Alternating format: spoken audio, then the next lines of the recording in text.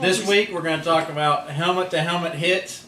I'm the commission. I've been wrong before. I'm Swamizi, and I've been wrong before. And of course, I'm the franchise. Still wrong. You know, there's been a lot of concussions going around. Monday night had a concussion, and the league's trying to crack down these helmet-to-helmet hits, and seriously, guys are getting hurt, and they got to do something. The fines aren't working. You know, plenty of experts have said, you know, retired players, current players, coaches, they all say the fines don't work when you're making the money they make, $5,000 to $50,000, versus having a reputation and getting that play time and getting that show time on the sports. You know, I think it's the craziest thing I ever heard of.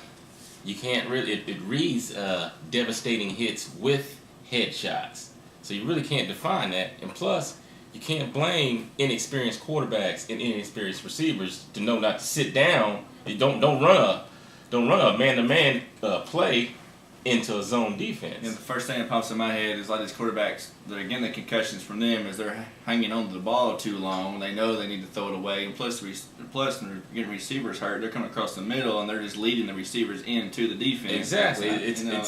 It's just inexperience. We've seen the penalties that they started putting on players, defenses for hitting the quarterback, and that has shown some improvement. You know, so I'm thinking that the suspensions might work because you talk about inexperienced receivers or receivers coming across the middle, and there's that old adage, you know, only tough receivers go across the middle, and the reason that is because DBs and linebackers can light them up. And my thing is, you know, most of these hits are coming on incomplete passes. I feel like some of it's unnecessary. Some of it is as a defensive player trying to get a reputation for himself as a hard hitter. Yeah. Let me just say, the helmet-to-helmet suspension is, I love that. Yeah, that's what I agree with. Yeah. If they leave their helmet on purpose, you can tell that I agree with that. When they're showing these hits, they're not all helmet-to-helmet. Yeah. That hit to Deshaun Jackson wasn't helmet-to-helmet. Mm-mm. He got hit with his shoulder pad and he got knocked out. Yeah. Right. Well, I mean, got knocked out. Yeah. But you look at a situation like Harrison, put two people out yesterday, and when he hit Cribbs, that was a legal hit. Yeah, and Harrison has made a quote saying that he's looking to hurt people. So that's something like that. You just tell me you just don't need to come out and say it. But there's a difference between hitting people hard and what he did to Massaquoi. Yeah. You know, that hit was uglier than Paula Dean in 3D. That was scary. And, you know. And he's definitely leading with his helmet. He's one that should be He's a suspended. headhunter. Right. Yeah. But what about that hit to New England when dude was up in the air?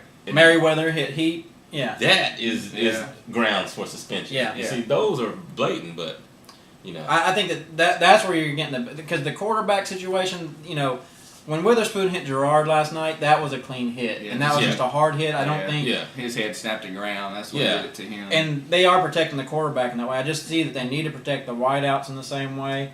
And another thing that drives me crazy is on a kickoff or punt return. Please, how hard is it to blindside somebody? Yeah. If you got somebody blindsided, make the block, but don't take their head off. Don't cut their legs out from underneath them. Yeah. There's a difference between hitting hard and dirty play. It's going to look vicious regardless. If you blindside somebody, it don't matter where you hit them. If you hit them low, you're going to mess them up. If you hit them high, it don't matter what you hit him with. So it's going to look bad. It's going to be a devastating hit because he didn't see you. And there's too much chop blocking going on with special teams too. They're just taking guys' knees out. It's just, I mean, you know. Well, I mean, we're going to find out tomorrow. You don't have to play the game. It's not something that they're making them do. Yeah. They choose to be in the NFL and they know what's going to happen. I would choose to make millions of dollars if I had the talent. Yeah. If I had the talent, hey, I would be right here. I'll take a hit. You know Sorry, what I'm saying? fellas. I'll be hanging with.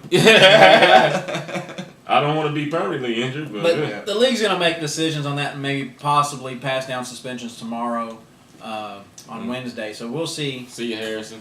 Especially after that quote. I saw that quote. Yeah. He deserves to be suspended. And he went Ocho Stinko on that quote. So, but you know, other than that, I wanted to take a look at a few games tomorrow and a few or next week and some divisions that have some interesting things going on. When we look at the NFC North. You know, Chicago's leading that division with a loss this week. They're still 4-2. Fakers. Yeah, losing Seattle, that shouldn't happen. No. That shouldn't have happened.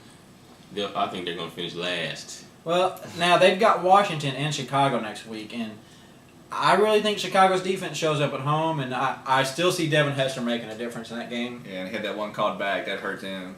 And, I I think Washington is just one of those teams that's going to be up and down. They can put up points all day long. Yeah, they surprise me. I keep taking them. You know what I'm saying? They keep covering the spread, but they're not winning. Yeah, it is. They played Indy pretty good at home. I don't trust Devin Hess is the only thing Chicago got for them in their defense with Peppers, but Yeah, the thing with Cutler, he's having a good year right now, but the line, everything I saw, as soon as he was taking a snap, he was getting hit by 4 guys. He just wasn't getting. He's not getting any blocking. We'll see how he does against Washington's defense.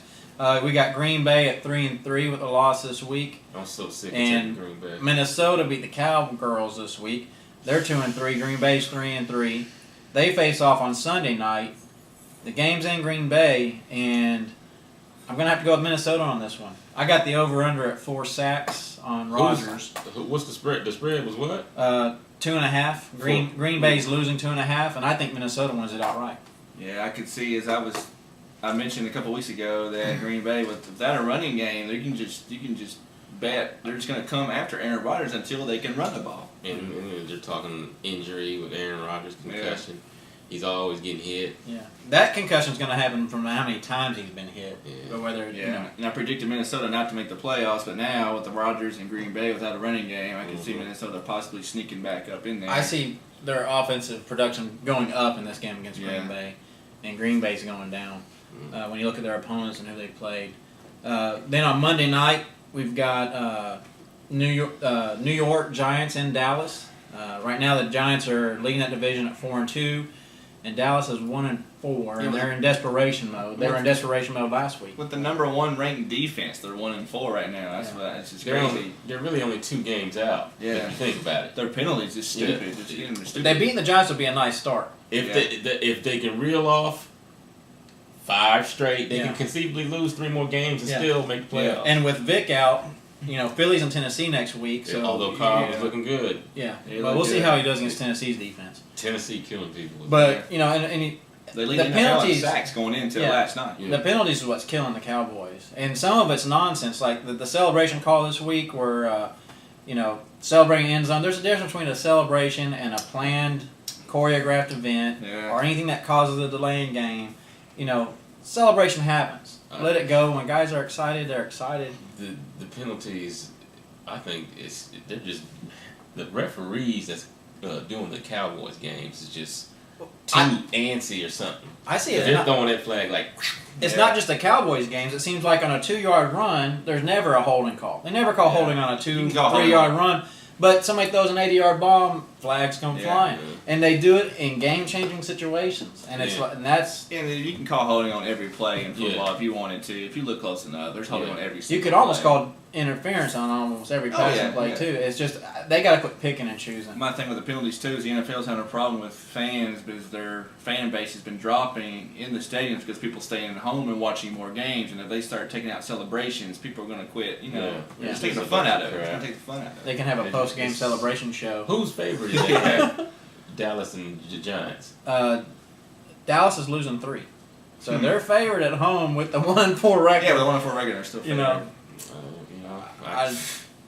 Somehow the Giants do this though. They don't have any flashy team. Dallas will blind you with the flash, and the Giants just seem to win year after year. So talent don't win every year. Talent won't win. It's a lot of pressure's mounting on the Cowboys too.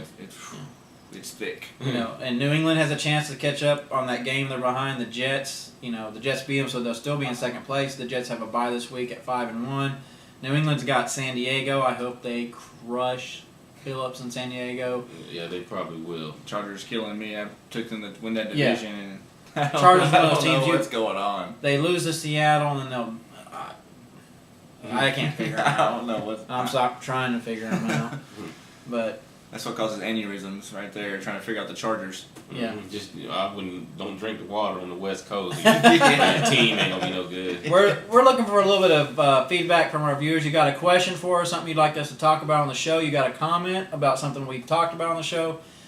Send that to showquestion@I'veBeenWrongBefore.com. I'm the commish, and I'm out.